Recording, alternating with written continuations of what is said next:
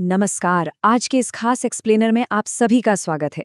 देखिए, एक डॉक्टर होने के नाते आज मैं आपसे एक बहुत ही सीरियस टॉपिक पर बात करने वाला हूँ। आप देख ही रहे हैं बाहर गर्मी का क्या हाल है। तापमान 45 से 48 डिग्री तक पहुंच रहा है। इतनी भयानक गर्मी में ना लू लगना या डिहाइड्रेशन होना कोई मामूली बात नहीं रह गई है। अगर सही जानकारी ना हो तो सच मानिए ये स्थिति जानलेवा भी साबित हो सकती है। आज के हमारे इस मेडिकल विश्लेषण का बस एक ही मकसद है, इस साइलेंट किलर को गहराई से समझना और आपको और आपके परिवार को पूरी तरह से सुरक्षित रखना। तो चलिए शुरू करते हैं। तो आज की हमारी चर्चा मुख्य रूप से इन 4 बातों पर होगी। पहला, हीट स्ट्रोक और इसके जानलेवा खतरे।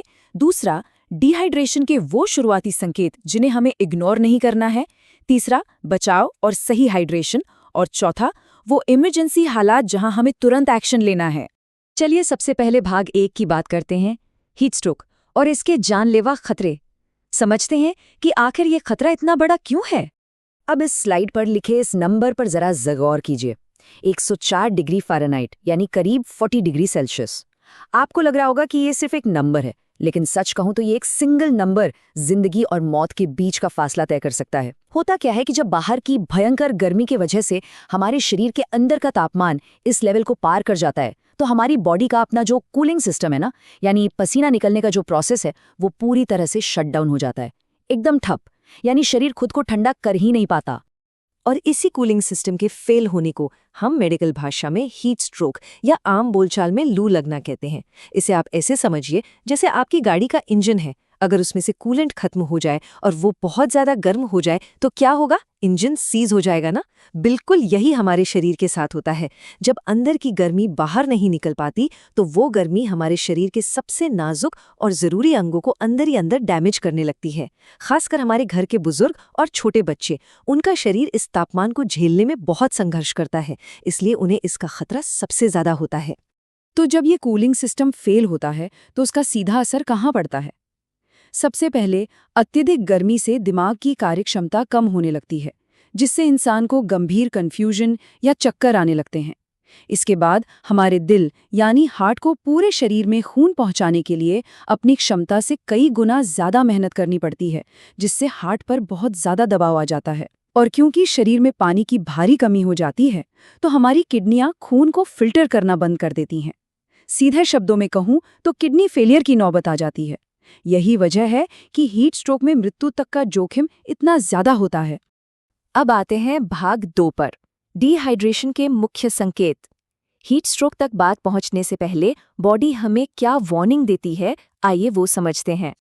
देखिए, हमारी बॉडी बहुत स्मार्ट है। जब पानी की कमी होने लगती है तो ये हमें सिग्नल देती है। सबसे पहला और आम सिग्नल है बहुत तेज प्यास लगना और मुंह बार बार सूखना। इसके बाद अगर पेशाब का रंग गहरा पीला हो रहा है या बहुत कम पेशाब आ रहा है तो समझ जाइए कि ये डिहाइड्रेशन का एकदम क्लियर कट वार्निंग साइन है। जैसे जैसे पानी कम होता है ना, हमारा खून गाढ़ा होने लगता है और फिर शुरू होता है तेज सिर दर्द, चक्कर आना और बहुत ज्यादा थकान महसूस होना। आप अपनी स्किन को भी देखकर समझ सकते हैं, वो एकदम सूखी और बेजान लगने लगती है, उसका लचीलापन खत्म हो जाता है। ये सब शरीर के चीख चीख कर कहने के तरीके हैं कि इसे पानी चाहिए। अब यहाँ एक बहुत ही जरूरी बात समझना है। अक्सर लोग नॉर्मल गर्मी की थकान और खतरनाक इलेक्ट्रोलाइट इम्बैलेंस के बीच कंफ्यूज हो जाते हैं। बाहर गए, पसीना आया, थोड़ा थक गए, ये तो एक नॉर्मल बात है। लेकिन जब पसीने के साथ आपके शरीर के जरूरी लवण, जिन्हें हम इलेक्ट्रोलाइट्स कहते हैं, वो बहुत ज्यादा बह जाते हैं, तो एक खतरनाक असंतुलन पैदा हो जाता है।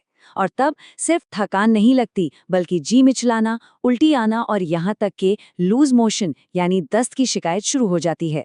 अगर ऐसा हो रहा है तो समझ लीजिए कि स्थिति अब नॉर्मल थकान से बहुत आगे बढ़ चुकी है। चलिए अब आगे बढ़ते हैं भाग 3 की तरफ, बचाव और सही हाइड्रेशन। हमारे रोजमर्रा की जिंदगी में वो कौन से नियम हैं जो हमें इस खतरे से बचाने वाले हैं? तो सबसे बड़ा और क्रूशल पॉइंट ये है कि हर दिन कम से कम 3 से 4 लीटर पानी जरूर पीना है। एक हेल्दी अडल्ट के लिए ये रोजमर्रा का नियम होना चाहिए। और हाँ, सबसे बड़ी गलती हम क्या करते हैं? हम प्यास लगने का इंतजार करते हैं।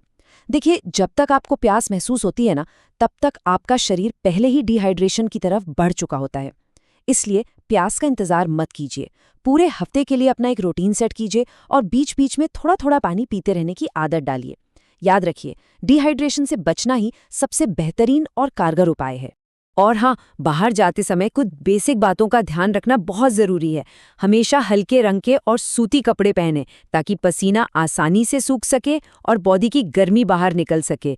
जब भी बाहर निकलें तो अपनी पानी की बोतल, टोपी और एक छाता हमेशा साथ रखें। ये आपकी चेकलिस्ट होनी चाहिए। और एक डॉक्टर की सलाह मानिए, जहाँ तक हो सके छांव में रहें और बाहर के जो भी काम है उन्हें सुबह सुबह या शाम के ठंडे वक्त में ही निपटा लें। दोपहर की उस चिलचिलाती धूप से बचना ही सबसे बड़ी समझदारी है। ये छोटे छोटे कदम शरीर का तापमान मेंटेन रखने में बहुत काम आते हैं। अब मान लीजिए आपको बहुत ज़्यादा पसीना आ गया है, तो उस वक्त सिर्फ सादा पानी काफ़ी नहीं होता। ऐसे में हमें चाहिए ORS यानी ओरल रिहाइड्रेशन सॉल्यूशन। और अच्छी बात यह है कि इसे आप घर पर भी बहुत आसानी से बना सकते हैं। बस 1 लीटर बिल्कुल साफ उबला हुआ पानी लीजिए, उसमें 6 चम्मच चीनी मिलाइए और फिर आधा चम्मच नमक डाल दीजिए। इसे अच्छे से घोल लीजिए और बस आपका होममेड ORS तैयार है। शरीर में गिरे हुए इलेक्ट्रोलाइट्स को वापस बैलेंस करने के लिए ये एक बहुत ही पावरफुल मेडिकल टूल है। इसके अलावा अगर हम नेचुरल ऑप्शंस की बात करें तो ताज़ा नारियल पानी और नींबू पानी सच में कमाल के विकल्प हैं। नारियल पानी में ना नेचुरली ऐसे इलेक्ट्रोलाइट्स होते हैं जो बॉडी को तुरंत एनर्जी और हाइड्रेशन देते हैं। बिल्कुल यही काम ताज़ा नींबू पानी भी करता है। इस भयंकर गर्मी के मौसम में अगर आप इन ड्रिंक्स को अपने डेली रूटीन का हिस्सा बना लेंगे तो ये आपके लिए बहुत फायदेमंद साबित होगा। अब हम आते हैं अपने आखिरी और सबसे महत्वपूर्ण हिस्से पर, भाग 4, आपातकालीन स्थिति के कदम। वो कौन से हालात हैं जब हमें घर पर इंतजार नहीं करना है और तुरंत मेडिकल हेल्प लेनी है। पेट में गड़बड़ी होने पर एक बहुत ही ज़रूरी मेडिकल नियम हमेशा याद रखिएगा। अगर आपको लूज मोशन या लगातार उल्टियां हो रही हैं तो इसका सीधा मतलब है कि आपकी बॉडी तरल पदार्थ और इलेक्ट्रोलाइट्स को रोक नहीं पा रही है। ऐसे में ठोस खाना यानी सॉलिड फूड तुरंत बंद कर दीजिए। अपने पेट पर उस भारी खाने को पचाने का एक्स्ट्रा बोझ बिल्कुल मत डालिए। सीधे लिक्विड डाइट और ORS के घोल पर शिफ्ट हो जाइए ताकि आपका शरीर तेजी से हाइड्रेट हो सके। अब ध्यान से सुनिए, कुछ लक्षण ऐसे होते हैं जिन्हें आप घर पर ठीक नहीं कर सकते। उनके लिए आपको तुरंत हॉस्पिटल के इमरजेंसी रूम जाना ही होगा, जैसे कि 104 डिग्री जैसा तेज बुखार, रुक रुक कर गंभीर उल्टियां होना, इंसान का बेहोश हो जाना या बहुत तेज चक्कर आना, और सबसे खतरनाक, अगर 24 घंटे से बिल्कुल भी पेशाब न आया हो। ये सीधे तौर पर ऑर्गन फेलियर और सिवियर हीट स्ट्रोक के रेड फ्लैग्स हैं। अगर कोई पब्लिक प्लेस पर अचानक बेहोश हो जाए ना, तो सबसे पहले उसे तुरंत छांव में ले जाएं, उसके पल्स पॉइंट्स पर गीला कपड़ा रखें और बिना 1 सेकंड गंवाए इमरजेंसी नंबर डायल करके एम्बुलेंस बुलाएं। ऐसे वक्त में आपका हर 1 सेकंड कीमती होता है। तो इस एक्सप्लेनर को ख़त्म करने से पहले मैं आपसे एक बहुत ही ज़रूरी सवाल पूछना चाहती हूँ। क्या आप अपने रोज़मर्रा के हाइड्रेशन को ट्रैक कर रहे हैं? क्या आज आपने पर्याप्त पानी पिया है? और सबसे बड़ी बात, क्या आप इस जानकारी का इस्तेमाल करके अपने परिवार को इस जानलेवा लू से बचाने के लिए पूरी तरह से तैयार हैं? देखिए, इस भयानक गर्मी में जागरूकता ही हमारा सबसे बड़ा हथियार है। खुद भी हाइड्रेटेड रहिए और इस जानकारी को अपने दोस्तों और परिवार के साथ शेयर करके उन्हें भी सुरक्षित रखिए। इस चर्चा में मेरे साथ जुड़ने के लिए आपका बहुत बहुत धन्यवाद। हाइड्रेटेड रहें और सुरक्षित रहें।